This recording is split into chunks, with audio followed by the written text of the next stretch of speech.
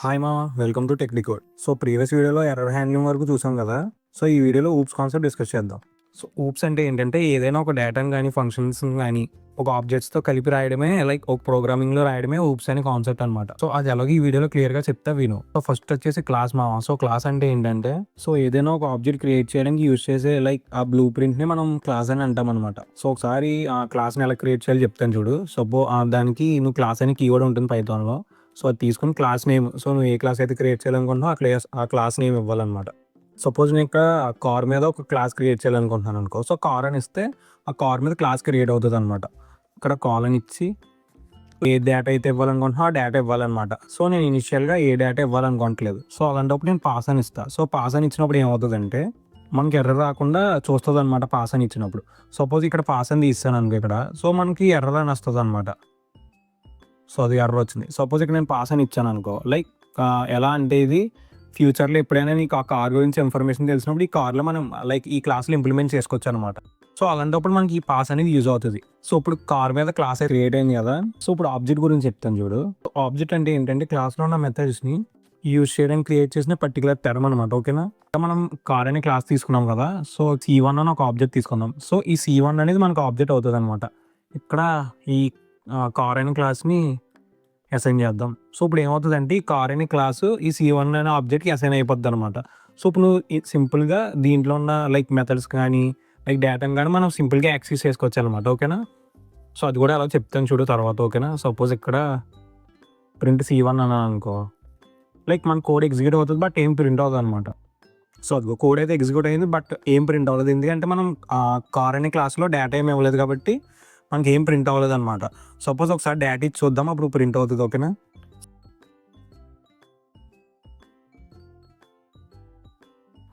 ఇక్కడ ఈ పాస్ తీసేసి లైక్ సపోజ్ ఒక బ్రాండ్ నేమ్ తీసుకుందాం మనం, లైక్ BMW అని. సో ఇది స్ట్రింగ్ కాబట్టి స్ట్రింగ్లు ఇద్దాం BMW. ఓకేనా, నెక్స్ట్ వచ్చేసి కలర్ ఒకటి ఇద్దాం ఒకసారి. So colour equal to blue.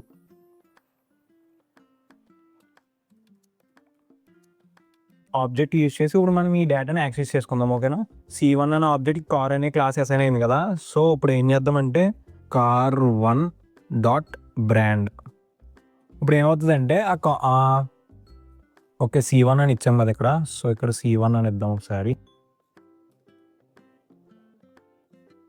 So ఇప్పుడు ఏమవుతుందంటే ఇప్పుడు C1లో మనం పర్టికులర్ డేటాని లైక్ రిట్రీవ్ చేసుకోవాలన్నప్పుడు ఆ డాట్ అని ఇచ్చుకొని నువ్వు ఏ డేటాని అయితే రిట్రీవ్ చేసుకోవాలనుకుంటున్నావు ఆ డేటా ఇస్తే సరిపోద్ది అనమాట. ఇప్పుడు బ్రాండ్ అని ఇచ్చాను కదా, మనం BMW అని ప్రింట్ అవుతుంది చూడు ఒకసారి. సో అదిగో BMW అని ప్రింట్ అయింది. సపోజ్ ఇక్కడ నువ్వు కలర్ అని తీసుకోవాలనుకుంటున్నావు అనుకో, సో ఇక్కడ బ్రాండ్ బదులు కలర్ అని ఇచ్చావంటే లైక్ ఆ కలర్ ప్రింట్ అవుతుంది అనమాట, బ్లూ అని. సో అదిగో ఓకేనా. సో అలా మనం లైక్ ఆబ్జెక్ట్స్ అని క్రియేట్ చేసుకోవచ్చు అనమాట. ఓకేనా, సో ఇక్కడ బ్రాండ్ అని కలర్ ఇచ్చాను కదా. సో వీటిని ఏమంటారు అంటే ప్రాపర్టీస్ అంటాం అనమాట. ఓకే, పైథాన్ టర్మ్స్లో చెప్పాలంటే క్లాస్ వేరియబుల్స్ అనొచ్చు అండ్ ఆల్సో క్లాస్ అట్రిబ్యూట్స్ అని కూడా అనొచ్చు. ఓకేనా, సో అది క్లాస్ గురించి అండ్ ఆల్సో ఆబ్జెక్ట్ గురించి. ఇక్కడ మనం ముందే లైక్ బ్రాండ్కి కలర్కి BMW అండ్ ఆల్సో బ్లూ అని ఫిక్స్ చేసాం కదా. సో ఇలా ఏమవుతుందంటే ఒక 100 టైమ్స్ నువ్వు బ్రాండ్ కలర్ అని ఇచ్చినా కూడా BMW అండ్ ఆల్సో బ్లూ అనే ప్రింట్ అవుతుంది అనమాట. బట్ రియల్ వరల్డ్లో అలా అవ్వదు కదా. సో ఇలాంటప్పుడే మనం ఈ కన్స్ట్రక్ట్ అనేది యూజ్ చేస్తాం అనమాట.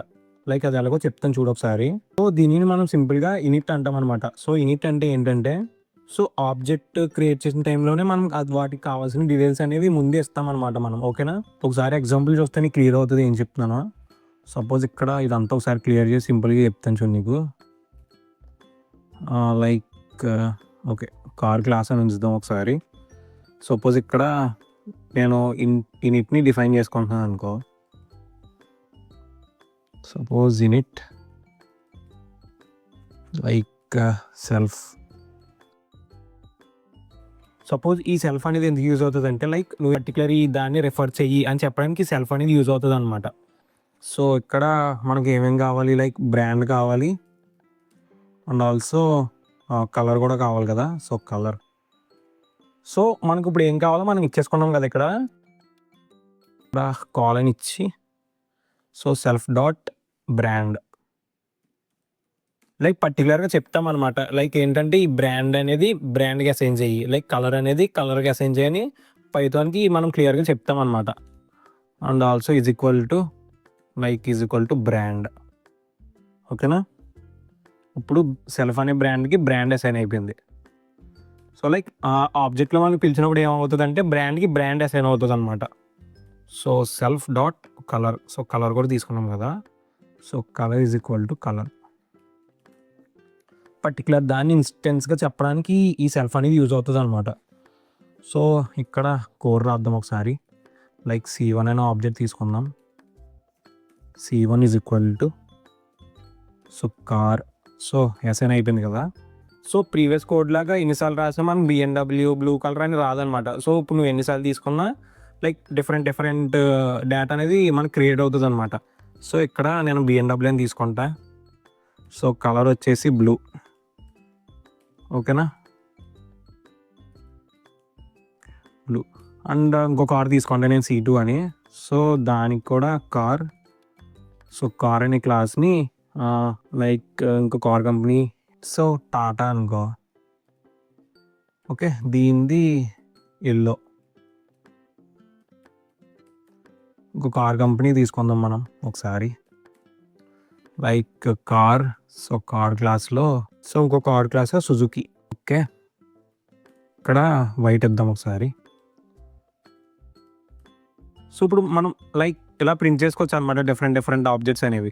సో సపోజ్ ఇక్కడ నీకు బ్రాండ్ కావాలనుకో, కార్ వన్ బ్రాండ్ కావాలనుకో, సో ఇక్కడ C1 డాట్ బ్రాండ్ అని ఇచ్చాం అనుకో, మనకి బ్రాండ్ ప్రింట్ అవుతుంది అనమాట. C1లో ఏ బ్రాండ్ ఇచ్చామో ఆ బ్రాండ్ ప్రింట్ అవుతుంది మనకి. సో BMW అని ఇచ్చాం కదా, సో BMW అని ప్రింట్ అవుతుంది మనకి. సో అదిగో BMW. సపోజ్ నేను ఇక్కడ కార్ 3 ఒక బ్రాండ్ కావాలనుకున్నాను అనుకో, ఇప్పుడు కార్ 3 బ్రాండ్ ప్రింట్ అవుతుంది అనమాట. సో అదిగో సుజుకి.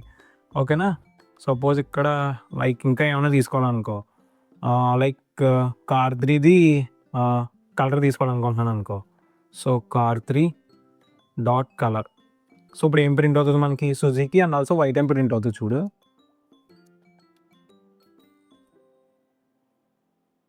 సో అదిగో Suzuki and also white. Like ఎక్కువ డేటా ఉన్నప్పుడు ఈ ప్రతి ఆబ్జెక్ట్కి వేరే వాల్యూస్ ఇవ్వడం చాలా ఈజీ అవుతుంది అనమాట ఈ కన్స్ట్రక్టర్ అనేది యూజ్ చేస్తే. ఓకేనా, సో అది కన్స్ట్రక్టర్ గురించి మావా. అండ్ ఆల్సో నెక్స్ట్ వచ్చేసి మెథడ్ మావా. సో మెథడ్ అంటే ఏంటంటే నువ్వు క్లాస్లో ఏదైనా ఫంక్షన్ డిఫైన్ చేసినప్పుడు ఆబ్జెక్ట్ ఓరియంటెడ్ ప్రోగ్రామింగ్ లాంగ్వేజ్లో ఏమంటామంటే ఫంక్షన్ని మనం మెథడ్ అని పిలుస్తాం. ఓకేనా, అది మెథడ్ గురించి. సో నీకు నోట్స్లో ఎగ్జాంపుల్ ఇచ్చాం కదా, ఒకసారి ట్రై అవుట్ చేయి, నీకు అర్థమవుతుంది. సో ఇప్పటివరకు చెప్పినవి అయితే ఊప్స్లో మెయిన్ కాన్సెప్ట్స్ మా. రిమైనింగ్ వాటి గురించి నీకు నోట్స్లో చాలా క్లియర్గా ఇచ్చాను. ఆల్సో నేను ఒకసారి నీకు బ్రీఫ్గా ఇంట్రడక్షన్ ఇస్తాను, వాటి గురించి ఒకసారి నువ్వు చూడు. ఓకేనా, సో ఫస్ట్ వచ్చేసి ఎన్క్యాప్సులేషన్ మా. సో ఎన్క్యాప్సులేషన్ అంటే ఏంటంటే ఏదైనా ఒక డేటాని ప్రొటెక్ట్ చేయడానికి ఈ ఎన్క్యాప్సులేషన్ అనేది యూజ్ చేస్తాం అనమాట. సపోజ్ సింపుల్గా నీకు ఎగ్జాంపుల్ చెప్పాలంటే ఒక ATM మెషిన్ తీసుకున్నావు అనుకో. సో ఆ ATM మెషిన్లో నీకు బ్యాలెన్స్ అనేది నువ్వు డైరెక్ట్గా మాడిఫై చేయడానికి ఉండదు. లైక్ అదేంటంటే ఏమవుతుంది, ఎప్పుడు చేంజ్ అవుతుంది, మనం ఏమన్నా మనీ వేసినప్పుడు అండ్ ఆల్సో తీసినప్పుడు మాత్రమే మనకు ఆ బ్యాలెన్స్ అనేది చేంజ్ అవుతుంది కదా. బట్ డైరెక్ట్గా మనం ఆ బ్యాలెన్స్ అనేది చేంజ్ చేయలేం. సో ఆ కాన్సెప్ట్ మనం ఎన్క్యాప్సులేషన్కి ఎగ్జాంపుల్గా తీసుకొచ్చు అనమాట. నెక్స్ట్ వచ్చేసి అబ్స్ట్రాక్షన్. సో అబ్స్ట్రాక్షన్ ఎందుకు యూజ్ అవుతుంది అంటే ఎప్పుడైనా అన్నెసరీ డీటెయిల్స్ని హైడ్ చేసి ఓన్లీ మెయిన్ ఫీచర్స్ మాత్రమే కనిపించాలన్నప్పుడు ఈ అబ్స్ట్రాక్షన్ అనే కాన్సెప్ట్ యూజ్ చేస్తాం అనమాట. సో నీకు సింపుల్గా ఎగ్జాంపుల్ చెప్పాలంటే లైక్ ఇప్పుడు సపోజ్ ఒక టీవీ రిమోట్ తీసుకున్నాం అనుకో. సో మనకి మెయిన్గా మనకి బటన్స్ అనేవి కనబడతాయి. సో బట్ లోపల ఆ బటన్స్ లోపల మనకు చాలా లాజికల్ అనేది బిల్డ్ అయి ఉంటుంది. సో దీన్నే మనం ఎగ్జాంపుల్గా అబ్స్ట్రాక్షన్లో తీసుకొచ్చు అనమాట. సో నెక్స్ట్ వచ్చేసి ఇన్హెరిటెన్స్ మా. సో ఇన్హెరిటెన్స్ అంటే ఏంటంటే సో ఒక క్లాస్ ప్రాపర్టీస్ని ఇంకో క్లాస్లో యూజ్ చేసుకోవచ్చు అనమాట మనం. సో దాన్నే ఇన్హెరిటెన్స్ అంటాం అనమాట. సో నీకు నోట్స్లో ఒకసారి క్లియర్గా ఇచ్చాం కదా. సో ఎగ్జాంపుల్ చెప్తాను చూడు. సపోజ్ ఈ క్లాస్ అనే లైక్ యానిమల్ అనే ఒక క్లాస్ తీసుకున్నాం కదా. సో దాంట్లో ఒక మెథడ్ రాసుకున్నాం, ఏమని ఈట్ అనే ఒక మెథడ్ రాసుకున్నాం. ఆ క్లాస్ యానిమల్ ఏమైందంటే ఈ కింద రాసుకున్న క్లాస్లో మనం యూజ్ చేసుకున్నాం అనమాట. సో అలా ఒక క్లాస్ని ఇంకో క్లాస్లో మనం యూజ్ చేసుకున్నప్పుడు ఈ ఇన్హెరిటెన్స్ అనే కాన్సెప్ట్ మనకు బాగా యూజ్ అవుతుంది అనమాట. ఓకేనా, అండ్ ఆల్సో నెక్స్ట్ వచ్చేసి పాలిమార్ఫిజం. సో పాలిమార్ఫిజం అంటే ఏంటంటే ఒక సేమ్ మెథడ్ నేమ్తో మనం డిఫరెంట్ టైప్ ఆఫ్ ఫంక్షన్స్ అనేవి మనం పర్ఫామ్ చేయొచ్చు అనమాట. ఓకేనా, లైక్ నీకు నోట్స్లో ఇచ్చాను కదా, డాగ్ అనే ఒక క్లాస్ అండ్ ఆల్సో ఇంకో క్యాట్ అనే క్లాస్ తీసుకొని దాంట్లో సేమ్ మెథడ్ నేమ్స్ ఇచ్చాం. లైక్ ఏంటి సౌండ్ అని, బట్ ఏంటంటే దాంట్లో డిఫరెంట్ టైప్ ఆఫ్ ఫంక్షన్స్ ఇచ్చామన్నమాట. సో అలా డిఫరెంట్ టైప్ ఆఫ్ ఫంక్షన్స్ని ఒకటే మెథడ్లో ఇవ్వాలనుకున్నప్పుడు ఈ పాలిమార్ఫిజం అనేది మనకు బాగా యూజ్ అవుతుంది అనమాట. ఓకేనా, సో వీటి గురించి నీకు నోట్స్‌లో చాలా క్లియర్‌గా ఇచ్చాం మామ. ఒకసారి నువ్వు అవి ట్రై ఔట్ చేస్తే నీకు ఈ ఊప్స్ కాన్సెప్ట్ అనేది బాగా అర్థమవుతది. సో ఇక్కడితో మన పైథాన్ సీరీస్ అనేది కంప్లీట్ అయింది మామ. సో బేసిక్స్ నుంచి ఊప్స్ కాన్సెప్ట్ వరకు చాలా విషయాలు నేర్చుకున్నాం కదా! సో వీడియో నచ్చితే లైక్ చేయి మామ. అండ్ ఇంకా సబ్స్క్రైబ్ చేసుకోకపోతే సబ్స్క్రైబ్ చేసుకో. ఇంకా చాలా మంచి కంటెంట్ వస్తది. ఉంటా మరి.